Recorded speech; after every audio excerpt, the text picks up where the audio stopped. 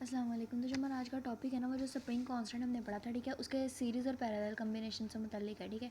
Spring constant के जो क्या मैंने बताई कम्बिनेशंस। अब अगर पहले तो बात कर लें स्प्रिंग कांस्टेंट के सीरीज़ कम्बिनेशन की, ठीक है, तो पहले बात करते हैं कि ये होता किसकी तरह का है, ठीक है। तो ये होता है कैपेसिटर की तरह, कैपेसिटर की तरह का होता है, ठीक है। और जो रजिस्टर है उसके क्या होगा, उसके ऑपोजिट होगा। और अभी हम बना के देखते हैं कैसा होगा। तो अच्छा, अब जो सीरीज़ होते हैं ना, उसके अंदर जो याद रखने की बात है वो ये है कि जो सारे के सारे स्प्रिंग है ना, वो एंड टू एंड जुड़े होते हैं, ठीक है। एंड टू एंड जुड़ने से क्या मुराद है, देखें अगर मैं इसको ऐसे ऐसे जोड़ रही हूँ ना, तो यहाँ पे भी कैसे जुड़ना चाहिए, एंड टू एंड। अब ये जो है ना, ये मैंने क्या बनाया है, ये मैंने बनाया है सीरीज़ में, ठीक है। लेकिन सीरीज़ के अंदर ये भी आएगा और ये भी आएगा, ये दोनों सीरीज़ के अंदर आएंगे, क्योंकि सीरीज़ के अंदर मैंने क्या बताया, एंड टू एंड जुड़ेगा। एंड टू एंड से मुराद है कि जैसे ही ये खत्म हो, उसका जो अगला है ना, वो दूसरे उसके साथ से शुरू हो जाए, ठीक है। इसी तरह यहाँ पे भी ये वाला खत्म हुआ, उसका अगला जो है उसके साथ से शुरू हो गया, ठीक है। तो इसलिए इसको क्या कहते हैं कि ये सीरीज़ कम्बिनेशन के अंदर लगा हुआ है, चाहे वो ऐसे करके लगे ऐसे करके लगे, उससे कोई फ़र्क नहीं पड़ेगा, दोनों सीरीज़ के अंदर ही आएंगे, ठीक है। अच्छा, अब जो सीरीज़ कम्बिनेशन है ना, मतलब ये वाला जो जिस तरह करके स्प्रिंग लगे होते हैं, ठीक है, उनके अंदर अगर हम स्प्रिंग कॉन्स्टेंट की बात करें तो उसकी वैल्यू जो है वो क्या होती है, ठीक है। तो उसमें आ जाता है 1/ke³ is equal to 1/k1 plus 1/k2, ठीक है। अच्छा, अब सॉरी 1/k2। अब देखो ये वाली जो बात है मैंने बताई थी किसके मुताबिक है, बिल्कुल कैपेसिटर के मुताबिक है। अगर कैपेसिटर की बात करें, उसकी कैपेसिटेंस की बात करें, वो क्या कैसे आएगी, वो देखो ऐसे आएगी, CEQ is equal to 1/C1 plus 1/C2।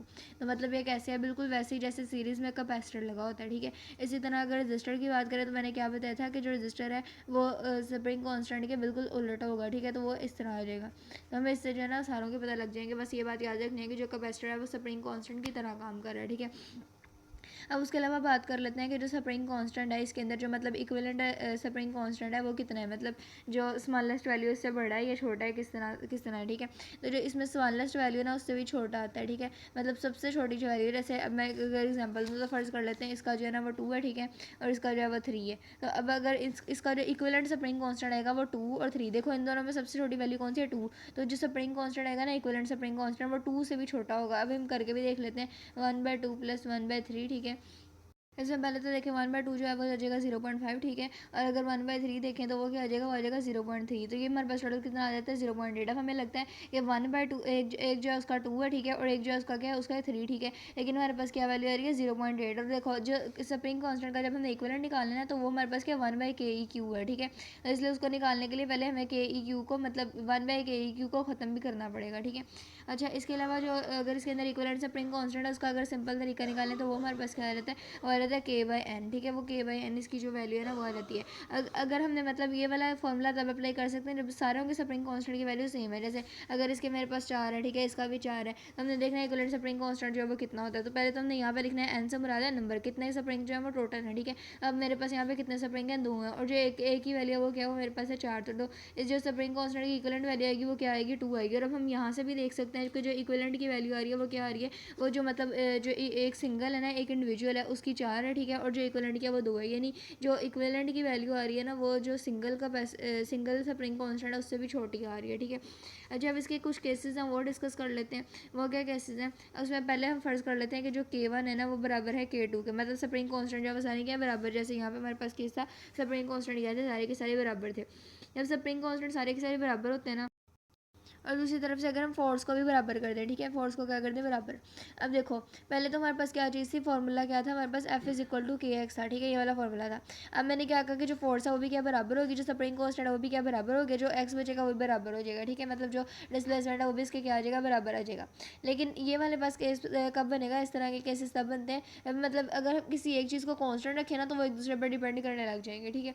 लेकिन यहाँ पे हम वो केस नहीं लगाएंगे। अच्छा, यहाँ पे भी हम बात कर लेते हैं, ये जो स्प्रिंग कांस्टेंट है ना वो बराबर नहीं है, ठीक है। ये जो स्प्रिंग कांस्टेंट है ये इसके बराबर जो है वो नहीं आ रहा। अगर स्प्रिंग कांस्टेंट बराबर नहीं है तो क्या होगा, जो फोर्स होगी ना वो उन दोनों पे लग रही है सेम, ठीक है। मतलब अगर मैं इसको खींचूँ यहाँ से, ठीक है, इसको मैं यहाँ से प्लग करूँ, खींचूँ, खींच के लेके जाऊँ, तो इसके ऊपर जो फोर्स लगेगी और इसके ऊपर जो फोर्स लगेगी वो दोनों के ऊपर क्या लगेगी, सेम फोर्स लगेगी। लेकिन अगर डिस्प्लेसमेंट की बात करें ना तो वो दोनों पर डिस्प्लेसमेंट जो है वो क्या हो जाएगा, अनइक्वल होगा। मतलब इसके ऊपर जो डिस्प्लेसमेंट है वो जितना ये डिस्प्लेस होगा ना ये उतना डिस्प्लेस नहीं होगा, मतलब दोनों के अंदर फ़र्क आ जाएगा, ठीक है। लेकिन फ़र्क किस पे आएगा, डिस्प्लेसमेंट में। फोर्स की बात करें तो एक्जैक्टली सेम लगेगी, ठीक है।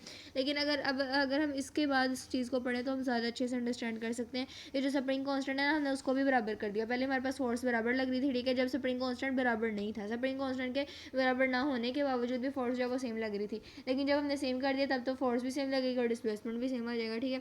क्योंकि जब स्प्रिंग कांस्टेंट सेम हो रहता है ना, यहाँ पे सेम नहीं है। यहाँ पे जब स्प्रिंग कांस्टेंट सेम हो रहता है ना, इसका मतलब है कि जो दोनों स्प्रिंग है ना वो एक जितने सख्त हैं, तो इस वजह से उनका जो डिस्प्लेसमेंट है वो भी बराबर हो जाता है, ठीक है।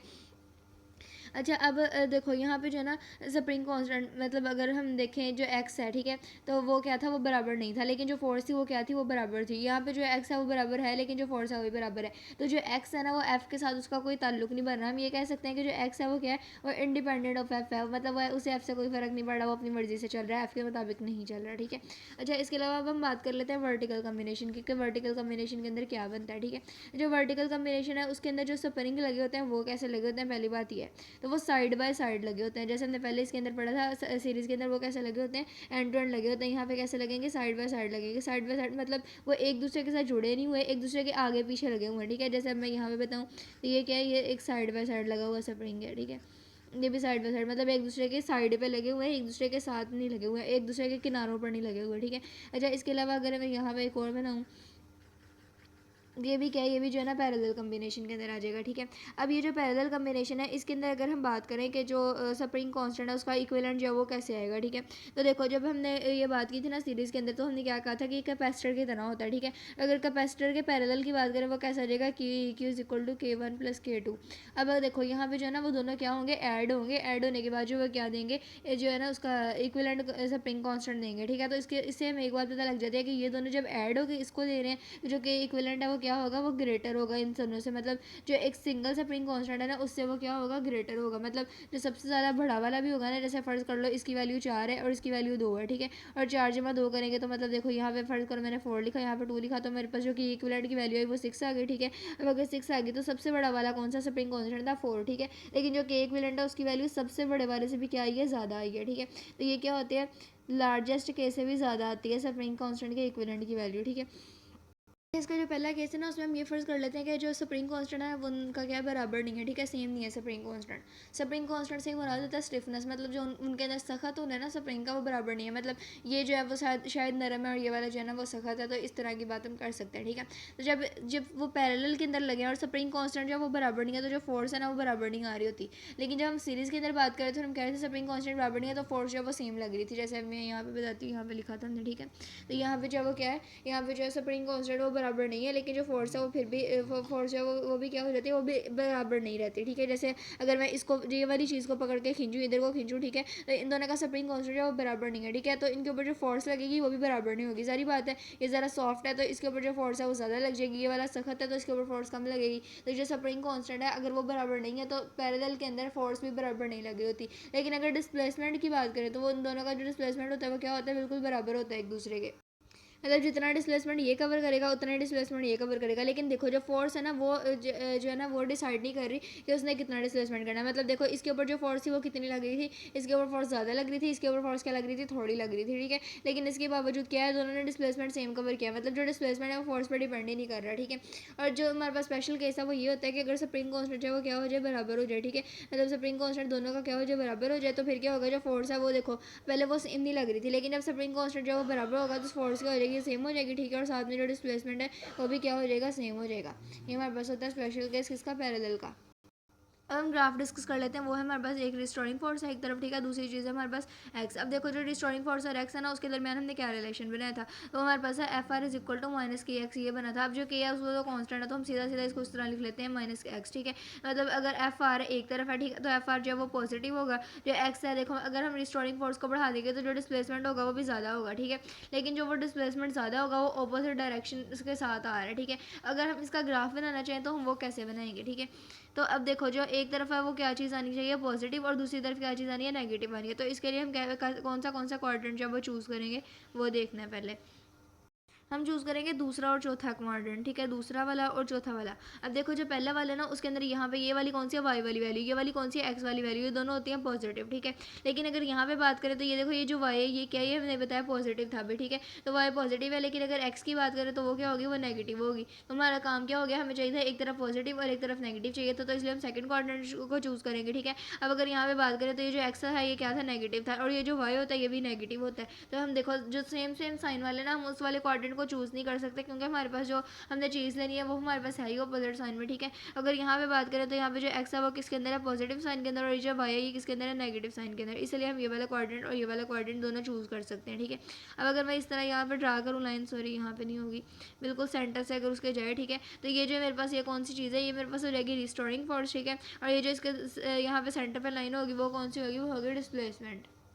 अच्छा, ये जो हमने ग्राफ बनाया ना हम इसको इस तरह भी एक्सप्लेन कर सकते हैं। देखो एक तरफ तो हमने ये कह दिया था ना जब हम लोग ये वाली चीज़ को डेरिवेशन इसकी कर रहे थे, ठीक है, हमने एक तरफ ये कह दिया था कि माइनस की एक्स है, और दूसरी तरफ हमने ये कह दिया था F is equal to M है, और जो एफ था हमने इसको कह दिया था कि वो एक्सटर्नल फोर्स है, ठीक है। अच्छा, अब देखो यहाँ पे जो एक्सटर्नल फोर्स और जो एक्सेलरेशन है और जो रिस्टोरिंग फोर्स और जो एक्स है ना, इन दोनों के दरमियान जो रिलेशन है वो बिल्कुल सेम है। तो हम ये भी कह सकते हैं कि जो हमने ग्राफ बनाया ना ये एक्सटर्नल फोर्स और एक्सेलरेशन के दरमियान है, ठीक है। जो एक्सटर्नल फोर्स है और जो एक्सेलरेशन है या, ठीक है, मतलब जो हमारे पास रिस्टोरिंग फोर्स है और जो ये डिस्प्लेसमेंट है, इन दोनों के दरमियान एंगल होता है 180 का। 180 का एंगल होने से ये मुराद है कि उनके जो साइन है बिल्कुल ऑपोजिट है, एक जो पॉजिटिव है तो दूसरा नेगेटिव है। जब साइन बिल्कुल ऑपोजिट होना, जैसे अगर ये इस तरफ को जा रहा है ये इस तरफ को जा रहा है, तो इन दोनों के दरमियान जो साइन एंगल बनता है वो किस तरह ऐसा बनना होता है, 180 का बनना होता है, ठीक है। लेकिन अब अगर हम देखें तो यहाँ पे जो है ना वो नेगेटिव साइन नहीं आ रहा, मतलब जो एक्सटर्नल फोर्स लग रही है वो एक्सेलरेशन के और एक्सटर्नल फोर्स के दरमियान कोई नेगेटिव साइन नहीं आ रहा। तो इसलिए ये वाला जो ग्राफ जो मैंने ये बात बोली ना कि इसको हम इसके पैरेलल बना सकते हैं, तो ये बात सही नहीं है, ठीक है। तो असल में जो बात होगी वो ये होगी कि देखो जो एक्सेलरेशन है और जो डिस्प्लेसमेंट है उनके दरमियान ये बन सकता है, क्योंकि जो एक्सेलरेशन है वो तो पॉजिटिव होगी, ठीक है, और साथ में जो डिस्प्लेसमेंट है वो कैसा हो जाएगा, नेगेटिव एक्स के साथ आ जाएगा। तो इसलिए ये वाला जो हम ग्राफ बना रहे हैं ना, जो रिस्टोरिंग फोर्स और नेगेटिव के डिस्प्लेसमेंट के साथ बना रहे हैं, ये वाला और जो एक्सेलरेशन और डिस्प्लेसमेंट के मतलब के दरमियान है वो मतलब हम कह सकते हैं कि ये जो है ये वाला ग्राफ इसको हम कह सकते हैं, ठीक है, और उसके अलावा हम इसे ये वाला ग्राफ भी कह सकते हैं, दोनों बन सकते हैं। अच्छा, जो भी मैंने चीज़ बताई थी वो कौन सी बताई थी, अगर रिस्टोरिंग फोर्स और एक्सेलरेशन जो इन दोनों के दरमियान बात करें तो मैंने बताया था कि दोनों के दरमियान कभी साइन नहीं आ रहा, ठीक है। इनके दरमियान अगर हम जो है ना ग्राफ बनाने की कोशिश करें तो हम कैसा बनाएंगे, ठीक है। अब देखो जब इनके दरमियान साइन ही ना आ रहा तो वो कैसा बनेगा, वो बिल्कुल देखो पहली बात तो ये कि ये भी पॉजिटिव ये भी पॉजिटिव, तो इसका मतलब ये पहले क्वाड्रेंट में ही आ जाएगा, ठीक है। तो हम इसका इस तरह से बनाएंगे, जो मतलब एक तरफ जो है वो रिस्टोरिंग फोर्स आ जाएगी, ठीक है, और एक तरफ जो है वो एक्सेलरेशन आ जाएगा, और दोनों का जो साइन है वो क्या रहेगा, सेम रहेगा। और ये भी बात है कि जो रिस्टोरिंग फोर्स है अगर वो बढ़ेगी तो एक्सेलरेशन भी क्या होगा, बढ़ने लग जाएगा, ठीक है। हमारे पास जो है ना कुछ सिंपल चीज़ें हैं जिनको हम अब दोबारा पढ़ लेते हैं, ठीक है। जो इंस्टेंटेनियस डिस्प्लेसमेंट है पहले तो उसकी बात कर लेते हैं कि उससे क्या मुराद होता है, ठीक है। इंस्टेंटेनियस डिस्प्लेसमेंट से ये मुराद है कि जो वाइब्रेटिंग बॉडी है ना, मतलब देखो जो बॉडी वाइब्रेट करे, जैसे अगर हम एक सिंपल पेंडुलम की बात कर लें, जैसे मैं स्प्रिंग सिस्टम की बात कर लें, ये जो बॉडी है क्या जा रही है, आगे पीछे ऐसे मूव कर रही है, इसी तरह ये भी इधर को और इधर को मूव कर रही है, ठीक है।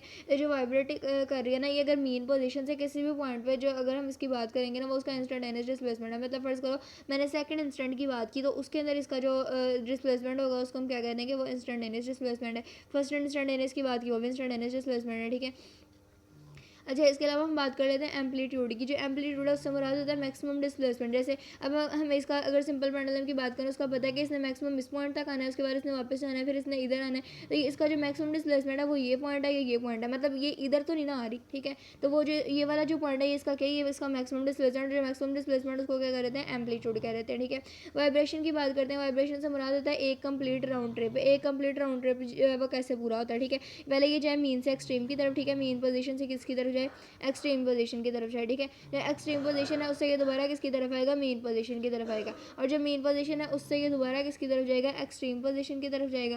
और एक्सट्रीम पोजीशन से जब ये दोबारा मेन पोजीशन की तरफ आ जाएगा, मतलब ये मेन पोजीशन पे से स्टार्ट हुआ था, ठीक है, और एंड दोबारा किस पे हो रहा है, मेन पोजीशन पे, तब जो एक वाइब्रेशन है वो कंप्लीट हो जाती है। और अगर सिंपल लफ्जों में बोलूँ तो मैं इसे ये कहूँगी एक कंप्लीट राउंड ट्रिप, मतलब जब वो पूरा चक्कर पूरा कर लिया उसने तो वो क्या होगी, एक वाइब्रेशन होगी, ठीक है। अब अगर टाइम पीरियड की बात करें उससे क्या मुराद है, ठीक है, टाइम पीरियड से मुराद है कि एक जो उसने वाइब्रेशन पूरी किया, ठीक है, जैसे उसने मैंने ये पूरी वाइब्रेशन बताई, ठीक है, उसने ये जो पूरी वाइब्रेशन कंप्लीट किया उसके अंदर उसको कितना टाइम लगा, ठीक है। अगर फर्ज कर लेते हैं उसको 2 सेकंड लगे ना, तो उसका जो टाइम पीरियड है एक वाइब्रेशन के लिए वो 2 सेकंड का है, ठीक है। अब अगर फर्ज कर लेते हैं हम जो आमतौर पर लेते हैं वो लेते हैं 1 सेकंड, अगर उसको 1 सेकंड लगा तो उसका टाइम पीरियड मतलब एक वाइब्रेशन को पूरा होने में 1 सेकंड लगे तो उसका टाइम पीरियड 1 सेकंड होगा, ठीक है। अब अगर टाइम पीरियड है तो सारी बातें है तो टाइम ना, तो इसके लिए जो यूनिट आएगा वो सेकंड ही आएगा, ठीक है। अब बात कर लेते हैं फ्रीक्वेंसी की। फ्रीक्वेंसी है एंगुलर फ्रीक्वेंसी, ठीक है। तो जो एंगुलर फ्रीक्वेंसी होती है अगर उसकी बात करें वो हमें कैसे मिलेगी, तो जो एंगुलर फ्रीक्वेंसी होती है ना वो बराबर होती है 2πf के, ठीक है। अगर 2πf की बात करते हैं ये होती है एंगुलर फ्रीक्वेंसी, और ये जो है ये क्या सिंपल फ्रीक्वेंसी है, ठीक है। अब अगर फ्रीक्वेंसी की बात करें, अगर मैंने उसे लेना हो तो वो मैं कैसे लूँगी, एफ इज़ इक्वल टू ओमेगा/2π, तो मेरे पास क्या आ जाएगा, फ्रीक्वेंसी का फॉर्मूला आ जाएगा। ये मेरे पास क्या, ये एंगुलर फ्रीक्वेंसी का फॉर्मूला है, ठीक है। और इवन मैं इससे टाइम पीरियड भी निकाल सकती हूँ, और मैं कैसे निकालूंगी, देखो जो ओमेगा है ना, देखो जो मेरे पास एफ है वो क्या है, वो फ्रीक्वेंसी थी, ठीक है। मैं यहाँ पे क्या लिख दूंगी, जो फ्रीक्वेंसी होती है वो किसके बराबर होती है, 1/t के, 1 बाय टाइम पीरियड के बराबर होती है, ठीक है। यहाँ मैं क्या करूँगी, जो फ्रीक्वेंसी है उसकी जगह मैं 2π की जगह पे क्या लिख लूँगी, टी लिख लूँगी। और ये मेरे पास क्या आ गया, एंगुलर फ्रीक्वेंसी के जरिए मैं टाइम निकालने का जो तरीका है वो आ गया, ठीक है। डेफिनेशन के हिसाब से बात करें तो जो एंगुलर फ्रीक्वेंसी है वो होती है नंबर ऑफ रेवोल्यूशन पर सेकंड, ठीक है। मतलब नंबर ऑफ रेवोल्यूशन पर सेकंड, एक सेकंड के अंदर उसने कितने जो है वो रेवोल्यूशन कितने जो चक्कर है ना वो पूरे कर लिए, ठीक है।